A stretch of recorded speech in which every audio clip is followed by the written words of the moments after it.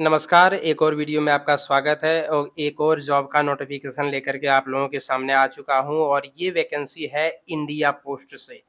India post में vacancy निकली हुई है लगभग 30,000। मैं आपको सबसे पहले दिखा देता हूँ, ये है पूरा वैकेंसी का डिटेल्स जिसमें आप देख सकते हैं टोटल 30,041 वैकेंसी है अलग-अलग राज्यों में।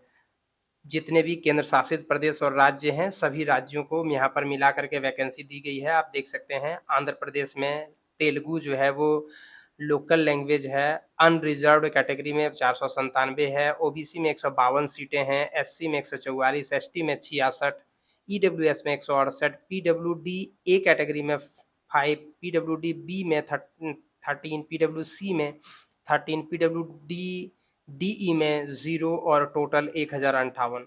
इस प्रकार से आप सभी राज्यों का नाम यहाँ पर देख सकते हैं। अलग-अलग राज्यों में कितनी-कितनी वैकेंसी कहाँ-कहाँ पर है और किस-किस कैटेगरी में है, वो आप देख सकते हैं और साथ में लोकल लैंग्वेज का भी नाम यहाँ पर देख सकते हैं। ये तो हुआ वैकेंसी का डिटेल। अब मैं इसके बारे में और भी डिटेल आपको बताने जा रहा हूँ, तो आइए इसके नोटिफ़िकेशन को देखते हैं। नोटिफ़िकेशन में सबसे पहले जो है वो डेट लिखा हुआ है, तो आपको ये डेट जो है वो याद होना चाहिए। 2 प्रकार का पोस्ट है, एक जीडीएस और दूसरा जो है वो बीपीएम और एबीपीएम मतलब वही जीडीएस और बीपीएम, एबीपीएम दोनों एक ही कैटेगरीज़ में है।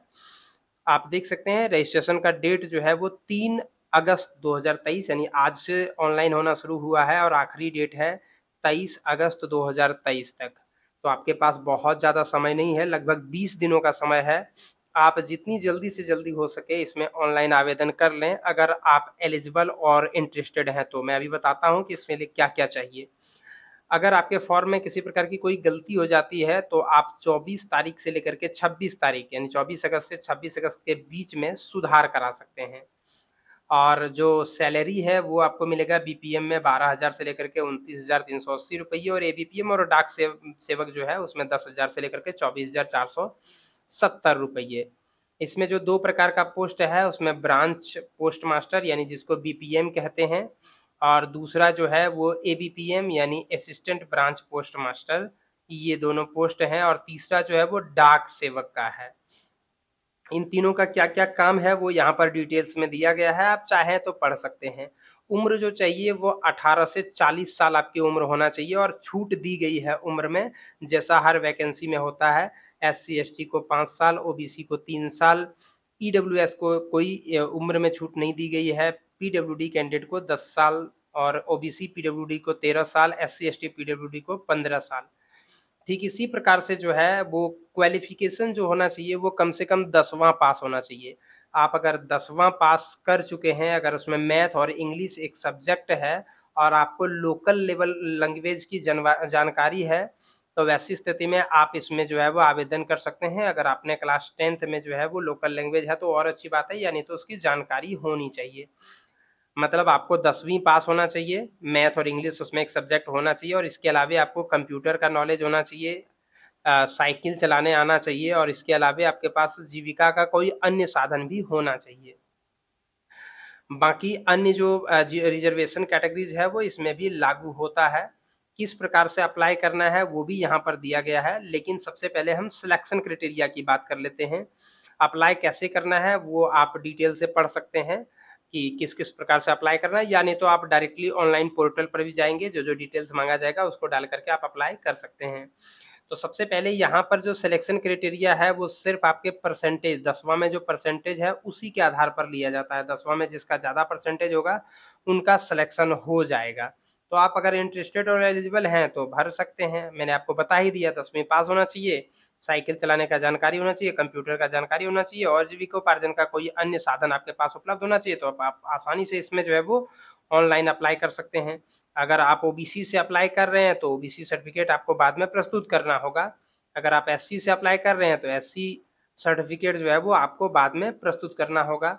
इसमें जो पेमेंट है वो ₹100 है जनरल और ईडब्ल्यूएस कैंडिडेट के लिए और एससी, एसटी और फीमेल कैंडिडेट के लिए किसी प्रकार से कोई इसमें पेमेंट नहीं लगता है। और तमाम फ़ॉर्मेट्स यहाँ पर दिया गया है। 19 पन्नों का ये नोटिफ़िकेशन है जिसे आप देख सकते हैं। और अगर हम फ़ीस की बात करें तो फ़ीस मैंने आपको बता ही दिया कि फ़ीस जो है वो ₹100 है और एससी, एसटी, पीडब्ल्यूडी कैंडिडेट और साथ में फीमेल कैंडिडेट को जो है वो किसी प्रकार से कोई पेमेंट नहीं लगता है, यहाँ पर आप देख सकते हैं।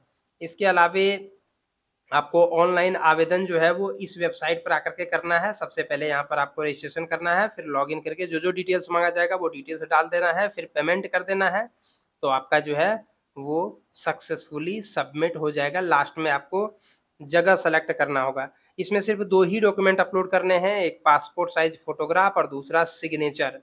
पासपोर्ट साइज़ फ़ोटोग्राफ जो है वो 50 केबी से अधिक नहीं होना चाहिए और सिग्नेचर 20 केबी से अधिक नहीं होना चाहिए। तो अगर आप इसके लिए एलिजिबल हैं, अगर आप 10वीं पास हैं, आपके साइकिल चलाना आता है, आपके पास कंप्यूटर की जानकारी है, आपके पास एडिक्वेट कोई जीविका साधन है या जीविका साधन अगर आप नहीं भी दर्शाते तो भी चलेगा, तो वैसी स्थिति में आप जो है वो इसके लिए अप्लाई कर सकते हैं। अप्लाई का भी लिंक और हर प्रकार का लिंक आपको डिस्क्रिप्शन बॉक्स में मिल जाएगा। वहाँ से आप इस वेबसाइट पर आकर के ऑनलाइन अप्लाई भी कर सकते हैं। वहाँ पर रजिस्ट्रेशन आपको करना है, रजिस्ट्रेशन करने के बाद आपको जो है वो लॉगिन करके और जो है वो जो-जो डिटेल्स पूछा जाएगा वो सारा डिटेल्स डाल देना है। इसी प्रकार से अन्य जानकारियों के लिए आप बने रहिए हमारे चैनल के साथ, ताकि आपको भी हर प्रकार के जॉब का नोटिफ़िकेशन तुरंत मिल सके। वीडियो को देखने के लिए धन्यवाद।